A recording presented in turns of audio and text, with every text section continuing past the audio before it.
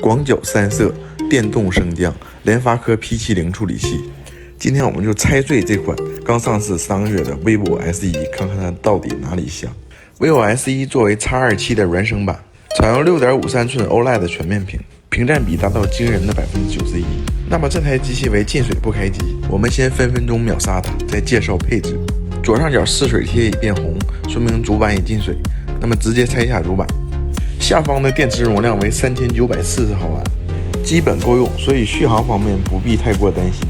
拆下主板，取下屏蔽罩后，检测主板供电发生一处短路，此供电并联多处元件，所以说我们直接烧机。冷冻主板后加电，发现一个滤波电容严重发热，那么我们直接秒杀替换它。OK， 故障排除。这个芯片就是联发科最新的 P70处理器，旁边为海力士的6+128内存。联发科俗称 MTK， 早些年被应用在山寨机上比较多。那么这颗8核处理器到底行不行？我们跑分测试一下就知道了。第一轮 GPU 显卡测试明显卡顿，出现严重掉帧，游戏体验上肯定要差一些了。安兔兔最后得分12万，与高通660相差无几，仅次于苹果 6S 的 A9 处理器。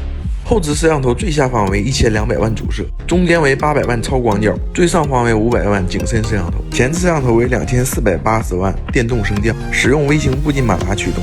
就这种设计，个人感觉 vivo 能玩上好几年。实际拍照方面，在大部分场景下只会运用到最下方的1200万主摄像头，拍照效果能够满足日常使用。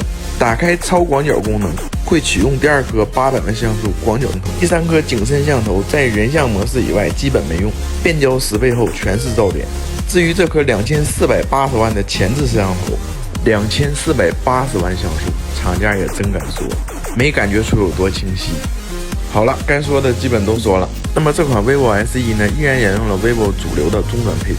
至于配置香不香，看完了基本都能明白。那么 vivo 的手机质量方面没问题，能够用得住，就是配置方面低一些，能够满足基本的日常使用。好了，内容就是这么多。想学习了解更多手机相关性能、配置、原理、结构以及通病和维修秒杀方案、二手保值率等等，敬请关注正宗好维修，中国好维修。老司机带你从维修角度彻底看破一款手机。好了，更多精彩内容我们下个视频见，拜拜。